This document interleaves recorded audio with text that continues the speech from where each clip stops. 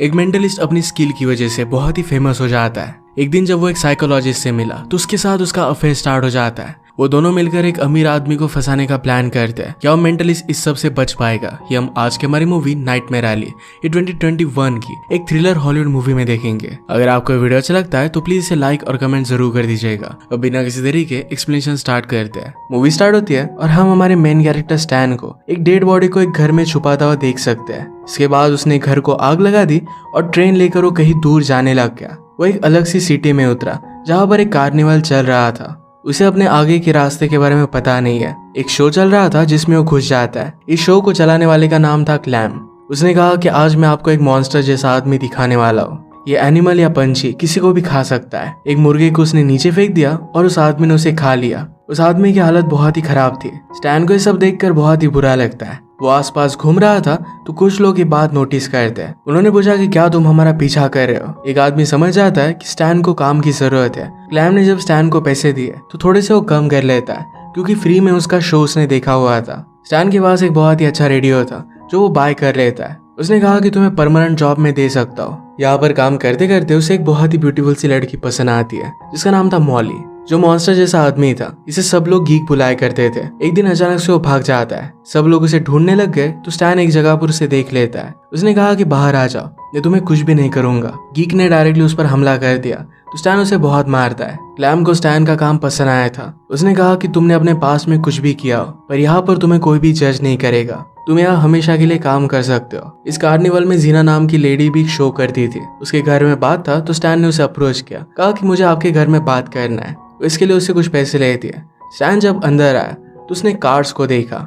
जीना का हस्बैंड पीट कहता है इन कार्ड्स में जादू है, इससे आप कुछ भी बता सकते हो। पीट भी मेंटलिज्म की ट्रिक करता था। वो कुछ काम के लिए टाउन में चला गया। स्टैन बात लेने लग गया तो जीना उसके पास आ गई। वो कहती कि तुम मेरे लिए काम कर सकते हो, तुम दिखने में बहुत अच्छे हो और लोगों को भी तुम पसंद आओगे। उसके पास आकर कहती कि तुम ट्रबल हो। इसके बाद उन दोनों ने किस कर लिया। जीना के शो में लोगों से पैसे लेना, उनकी क्वेश्चन की चीट्स बनाकर ये पीट को दे देता था। नीचे जहाँ उसे कोई भी देख नहीं सकता वहां से वो जीमा को आंसर बताता था। एक दिन जब ये सब वो कर रहे थे तो पीट नशे में था और वो सो जाता है। जीमा अपना शो कंटिन्यू नहीं कर सकती थी तो एक लेडी को उसने पकड़ा। उससे बात करने लग गए और उसे पता चलता है कि उस लेडी की ब्रदर की डेथ हो गई थी। उसे कहती कि उसका प्रेजेंस में फील कर सकती हूँ। ऐसे इधर उधर की बातें कर कर उसने पूरे शो को कंप्लीट कर दिया। वो लेडी बहुत इमोशनल हो गई थी। शो के बाद वो जीमा से मिली। स्टैनिस पर कहता है कि अगर तुम उसे सच नहीं बताती तो उसे होप मिलता। जीना ने कहा कि कभी भी डेड लोगों के बारे में हमें झूठ नहीं बोलना चाहिए वरना इसके कंसिक्वेंसेस बहुत बुरे हो सकते हैं। पीट पहले खुद मेंटलिज्म का एक्ट करता था पर ये डेंजरस होने लग गया, इस वजह से उसने उसे छोड़ दिया था। जीना ने कहा कि क्या अब भी तुम ट्राई कर सकते हो। पीट ने स्टैन की घड़ी ली और उसके बारे में वो गेस करने लग गया। वो कहता है कि तुम्हारे फादर को तुम बहुत ही हेट करते थे, तुम विश करते थे कि तुम्हारे फादर मर जाए। पीट ने कुछ देखा और इसके बाद वो बताना बंद कर देता है। उसके पास एक सीक्रेट बुक थी जिसमें अलग अलग कोड्स थे। जीमा पीट से क्वेश्चन पूछती और इसी वजह से पीट लोगों के बारे में बता सकता था। पीट ने कहा कि सिर्फ उतना इनफ नहीं है, लोगों को रीड करना भी तुम्हें आना चाहिए।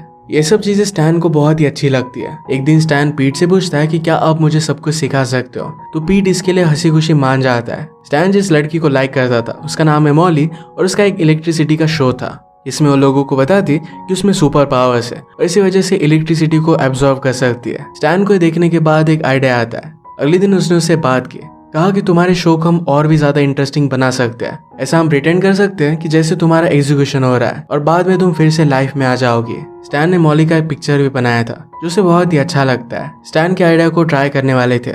उस सिटी में जा रहे थे, उससे पहले कुछ लोग उसके पास आए। मॉली के शो को प्रोटेक्ट करने का काम वो करते हैं। मॉली का वो ख्याल रखते हैं। उन्होंने उसे कहा कि मॉली के फादर की डेथ के पहले हमने उसे प्रॉमिस किया था कि उसे हम कुछ भी होने नहीं देंगे। अगर तुमने उसे हर्ट किया तो हम तुम्हें जिंदा नहीं छोड़ेंगे। रात में स्टैन मॉली के पास आया। मॉली अपने फादर को बहुत मिस करती थी और उनके बारे में बात करने लग गई। स्टैन कहता है कि कुछ मुझे अपने बारे में बताओ, मुझे पता है कि तुम्हें चॉकलेट्स बहुत अच्छे लगते हैं। मॉली कहती है कि मुझे डांसिंग भी बहुत अच्छी लगती है और कुछ दिनों से उसने कुछ भी ट्राई नहीं किया। स्टैन कहता है कि हम यहाँ पर डांस कर सकते हैं। उसने म्यूजिक चलाया और वहीं पर वो डांस करने लग गए। वो कहता है कि मेरे पास एक बहुत ही अमेजिंग साइड है, अगर तुम मेरा साथ देती हो तो दुनिया की हर एक खुशी में तुम्हें दे सकता हूँ। मॉली जरा शर्मा गई और वहां से भाग जाती है। नेक्स्ट सीन में हम देखते हैं कि जो गीक क्लैम के पास था उसकी तबीयत बहुत ही खराब हो चुकी थी। वो मरने वाला था तो स्टैन की मदद लेकर उसे सिटी में छोड़कर आता है। स्टैन ने पूछा कि तुम्हें वो गीक मिला कैसे था। क्लैम कहता है कि उसे बनाना पड़ता है। वॉर से जब लोग वापस आते हैं तो उनकी कंडीशन बहुत ही खराब होती है। वो हमेशा शराब के सहारे रहते हैं।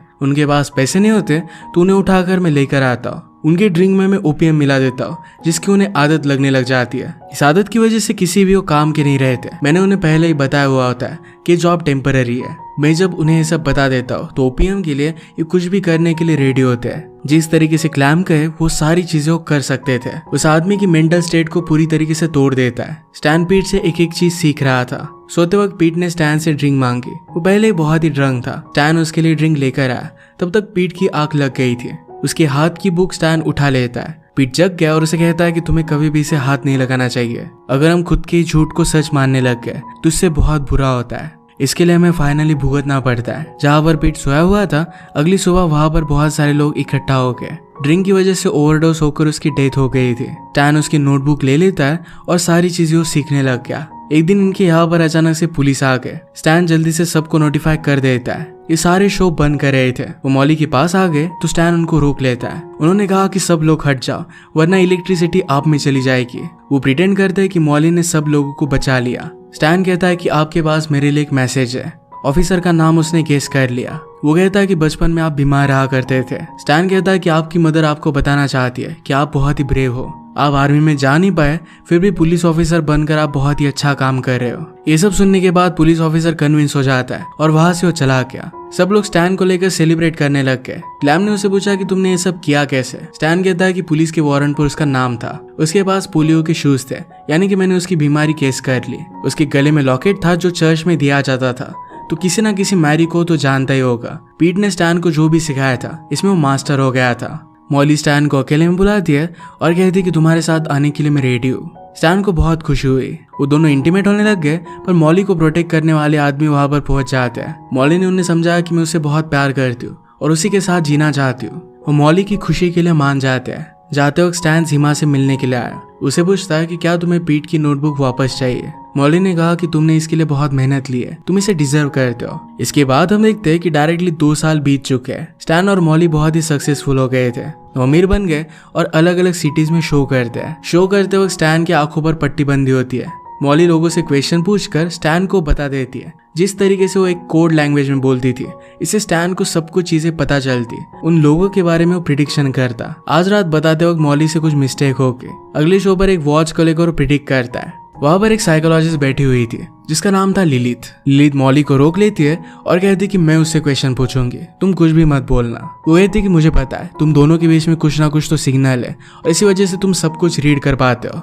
स्टैन अपनी आंखों से पट्टी निकाल देता है और कहता है कि यहाँ पर एक रियल शो चल रहा है। लिलिथ ने कहा कि तो फिर मुझे बताओ कि मेरे पर्स में क्या है। स्टैन ने गेस कर लिया कि इसमें गन है। वो लिलिथ पर जरा गुस्सा हो गया था तो उसे और भी ज्यादा एनालाइज करने लग जाता है। वो कहता है कि तुम्हारे अपनी मदर के साथ रिलेशनशिप अच्छी नहीं थी। ये डार्कनेस तुम अपने अंदर कैरी करती हो। बहुत सारी रातों में खुद को मारने का तुम्हें ख्याल आता है। लिलिथ के पास एक आदमी बैठा हुआ था। उस आदमी के बेटे की डेथ हुई थी और उसके इनिशियल भी वो गेस कर लेता है। उसे और भी कुछ बता सकता। इससे पहले उसने प्रिटेंड किया कि उसे चक्कर आ गए और शो उन्होंने बंद कर दिया। मॉली स्टैन से कहती कि तुम्हें इस तरीके से बिहेव नहीं करना चाहिए था। उस आदमी के बेटे के बारे में बताना अच्छी बात नहीं थी। मॉली उसे कहती कि उसे सब कुछ सच सच बता दो, इस तरीके से हम झूठ नहीं कह सकते। वो आदमी कहता है कि मैं आपको कितने भी पैसे देने के लिए रेडी हूँ, प्लीज एक बार मेरे बेटे से बात करा दो। उस आदमी के साथ साइकोलॉजिस्ट लिलिथ भी थी। उसके पैसे देखकर स्टैन उसे हेल्प करने के लिए मान जाता है। स्टैन को लिलिथ बहुत ही पावरफुल लगी और उसे लाइक करने लगता है। उसकी इन सब बातों से मॉली उस पर बहुत ही ज्यादा गुस्सा हो गई थी। स्टैन को उसके कोर्ट में एक लेटर मिला था जिस पर लिखा था हम दोनों मिलकर इस टाउन में बहुत सारे पैसे कमा सकते हैं। ये मिलने के बाद वो लिलिथ का पता निकाल कर उसके पास आ गया। लिलिथ उससे पूछती कि तुम्हें मेरे पिस्तौल के बारे में पता कैसे था। स्टैन कहता है कि तुम्हारे हाथ में कोई भी रिंग नहीं थी, तुम पावरफुल लग रही थी और तुम्हारे आउटफिट से पता चल रहा था कि रात में घूमना तुम्हें अच्छा लगता है। अगर तुम ऐसी किसी जगह पर अकेली जाओगी तुम्हारे पास प्रोटेक्शन के लिए कुछ ना कुछ तो होगा। तुम्हारे हाथ मुझे भारी लग रहे थे और इसी वजह से मैंने केस कर लिया था। लिलिथ पूछती कि तुम्हें मेरी मदर के बारे में कैसे पता था। स्टैन कहता है कि तुम जैसी लड़कियों को मॉम इश्यूज तो होते ही है। लिलिथ ने कहा कि जिस आदमी ने तुम्हें घर पर आने के लिए कहा है वो एक बहुत बड़ा जज है। उसकी वाइफ मेरी पेशेंट है। मैं तुम्हें बहुत कुछ बता सकती हूँ। अगर हम दोनों एक साथ मिलकर काम करते हैं तो बहुत सारे पैसे कमा सकते हैं। स्टैन इस बात के लिए मान जाता है। वो उसे बता देती है कि उस आदमी का बेटा वॉर में शहीद हो गया। उस आदमी की वाइफ को अपने बेटे को वॉर में नहीं भेजना था और इस वजह से वो बहुत ही डिस्टर्ब रहती है। इस इन्फॉर्मेशन के साथ स्टैन वर्क कर सकता था। मॉली को बहुत ही अकेला लगने लग गया। रात में स्टैन लिलिथ के पास आया। उसे कहती है कि मैं तुम्हारी काउंसलिंग करती हूँ। उसने उसे ड्रिंक ऑफर किया। स्टैन कहता है कि मैं कभी भी ड्रिंक नहीं करता। लिलिथ ने कहा कि शायद तुम्हारे फादर ड्रिंक करते थे। वो किस तरीके से अपने फादर को हेट करता था, किस तरीके से उसकी मदर पियानो बजाती थी और फादर और उसमें बहुत झगड़े होते थे और इसी वजह से मदर छोड़कर चली गई। इन सब के बारे में लिलिथ ने उससे बात की। पीट के डेथ के लिए भी स्टैन खुद को जिम्मेदार मानता था। वो फाइनली डिस्टर्ब हो जाता है और वहां से चला गया। घर पर आया तो मॉली के ओल्ड फ्रेंड्स उसे मिलने के लिए आए हुए थे। सब लोग हैंग आउट कर रहे थे और जीना ने स्टैन से कहा कि जो भी तुम कर रहे हो प्लीज ये सब बंद कर दो। स्टैन पूछता है कि क्या तुम्हें मॉली ने कुछ बताया। जीना कहती कि मैं तुम्हारे कार्ड रीड कर सकती हूँ। अगर तुम इसी रास्ते पर चलते रहे तो तुम्हारा बहुत बुरा हाल होगा। स्टैन उसकी बात नहीं मानता और अगले दिन जज के पास वो चला गया। वो जज की वाइफ को कहता है कि आपका बेटा मुझसे बात कर रहा है। वो कहता है कि आपके बेटे की डेथ क्विक हुई थी, उसे कोई भी तकलीफ नहीं हुई थी, वो हेवन में खुश है और थोड़े सालों बाद आप सब उसे मिलने ही वाले हो। जज के वाइफ को यह सब सुनकर बहुत ही अच्छा लगता है। उन्होंने उसे बहुत सारे पैसे दिए। वो खुश हो गया और लिलिथ के पास आया। उसे कहता है कि इसमें से हाफ तुम्हारे है, थोड़े टाइम के लिए ये सब पैसे तुम्हारे पास ही रखो। लिलिथ ने कहा कि मुझे पैसों में ज्यादा इंटरेस्ट नहीं है और कहती कि तुम मुझे पूरी तरीके से जान नहीं पाए, हम दोनों बहुत ही डेंजरस है। रात में स्टैन जब मॉली के साथ था तो उसे कहता है पिछले कुछ दिन हमारे लिए बहुत ही हार्ड थे और इस बार हम वर्क करेंगे और सब कुछ ठीक हो जाएगा। स्टैन को लिलिथ का कॉल आया। उसे कहती है ग्रिंडल नाम का एक बहुत ही पावरफुल आदमी है, उसकी दिमागी हालत खराब है पर वो बहुत ही ज्यादा रिच है, उसे हमें बहुत सारे पैसे मिलेंगे। अगर स्टैन उसके साथ काम करना डिसाइड करता है तो लिली उसे बहुत सारी इन्फॉर्मेशन देने वाली थी। स्टैन ग्रिंडल के पास पहुंचा तो उसकी बहुत सारी सिक्योरिटी थी। वहां पर आने के तुरंत बाद उसे लाइट डिटेक्टर टेस्ट पर बैठा दिया जाता है। उसे पूछते हैं कि क्या तुम सचमुच में डेड लोगों के साथ बात कर सकते हो। उसकी रीडिंग एबनॉर्मल आने लग गई। स्टैन कहता है कि मुझे कुछ सुनाई दे रहा है, एक लेडी है जो आपसे बात करना चाहती है, बहुत सालों पहले उसकी डेथ हो गई थी, तुमने उसे मिसकैरेज करने के लिए मजबूर किया था। ये सब बात सुनकर ग्रिंडल बहुत ही डिस्टर्ब हो गया। वो फिगर आउट नहीं कर पाता स्टैन को इन सब के बारे में कैसे पता है। ये सेशन वो वहीं पर खत्म कर देते हैं। स्टैन लिलिथ के पास वापस आता है। उसने उसे कहा कि मुझे तुमसे और भी कुछ इन्फॉर्मेशन चाहिए। लिलिथ कहती है कि ग्रिंडल के बारे में कुछ ऐसी प्राइवेट बात है, अगर मैंने तुम्हें वो बता दी तो बहुत बड़ा ट्रबल हो जाएगा। ज्यादा पावरफुल लोगों को मैनिपुलेट किया तो बहुत ही डेंजरस हो जाता है। वो दूसरे रूम में चली गई थी। स्टैन ने मौके का फायदा उठा लिया, उसकी चाबी की एक कॉपी वो बना लेता है। लिलिथ ने वापस आकर उसे अपना घाव दिखाया। एक ऐसे ही पेशेंट ने उस पर हमला किया था। स्टैन ने देखता है, उसके बाद उसके साथ इंटीमेट हो गया। रात में आकर उसके पास ग्रिंडल की जो फाइल्स थी ये सब कुछ उसने चुरा ली थी। इस फाइल से ग्रिंडल की वाइफ कैसी दिखती थी, उसकी डेथ कैसे हुई थी, इस सब के बारे में उसे पता चलता है। ग्रिंडल जब नेक्स्ट टाइम स्टैन से मिला तो उसे कहता है कि मैं चाहता हूँ कि मेरी वाइफ को तुम मेरे सामने लाओ, मैं उसे खुद सॉरी कहना चाहता हूँ। इसके लिए उसे बहुत सारे पैसे वो देने वाला था। एडवांस के तौर पर $20,000 उसे वो दे देता है। उसकी सारी उसे चीजें दिखाता है और सारी फोटोज भी दिखाई। मॉली को ये सब करना गलत लग रहा था। स्टैन ने कहा कि ग्रिंडल बहुत ही ज्यादा पेन में है, अगर तुम उसके सामने उसकी वाइफ बनकर जाती हो तो उसे क्लोजर मिलेगा। ग्रिंडल का बॉडीगार्ड उसके बहुत ही क्लोज था। वो जब स्टैन को लेने के लिए आता है तो कहता है कि तुम में कुछ ना कुछ तो गड़बड़ है, अगर तुमने ग्रिंडल को हर्ट किया तो मैं तुम्हें छोड़ूंगा नहीं। स्टैन बार बार ग्रिंडल से मिलने लग गया था।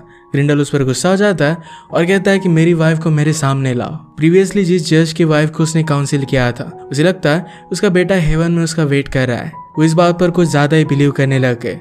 उसने अपने हस्बैंड को मारा और इसके बाद खुद को भी मार डाल दिया। मॉली को स्टैन की ड्राइंग की बुक में लिलिथ की भी ड्राइंग मिली। वो समझ गई कि उसे लाइक करता है और इसी वजह से उसे छोड़कर वो चली जाती है। ये लेटर पढ़ने के बाद जल्दी से वो स्टेशन पर आ गया और मॉली को ढूंढ लेता है। उसे रुकने के लिए कहता है। मॉली कहती है कि लिलिथ के पास ही जाओ। स्टैन कहता है कि मैं सिर्फ उसके पास ग्रिंडल के बारे में इंफॉर्मेशन निकालने के लिए जा रहा था, हम दोनों के बीच में कुछ भी नहीं है, सिर्फ लास्ट टाइम मुझे हेल्प कर दो, इसके बाद हमारी सारी प्रॉब्लम्स मिट जाएगी, हम सारे पैसे लेकर कहीं दूर चले जाएंगे। मॉली उसकी बात मान लेती है। ग्रिंडल को जरा शॉक लगे, इस वजह से मॉली के कपड़ों पर उन्होंने खून डाला। वो उसे जरा दूर ही रखने वाले थे, यानी कि ग्रिंडल उसे पहचान ना पाए। ग्रिंडल के साथ उसका बॉडीगार्ड था, तो स्टैन कहता है कि हमें अकेला ही रहना चाहिए। स्टैन ग्रिंडल से कहता है कि तुमने उसके साथ जो भी गलत किया इस सब का तुम कन्फेशन कर दो, वो तुम्हें माफ कर देगी। ग्रिंडल कहता है कि उसके बाद भी बहुत सारी लड़कियों को मैंने हर्ट किया था, मैं हर लड़की में उसे ही देखता था और इस वजह से बहुत सारी लड़कियों को मैंने हर्ट किया। स्टैन इस बात से डर जाता है क्योंकि शायद मॉली को भी वो कुछ कर सकता है। तभी मॉली गेट से बाहर आके वो ग्रिंडल को मॉली के पास जाने के लिए मना करता है, पर फिर भी उसके पास वो चला गया।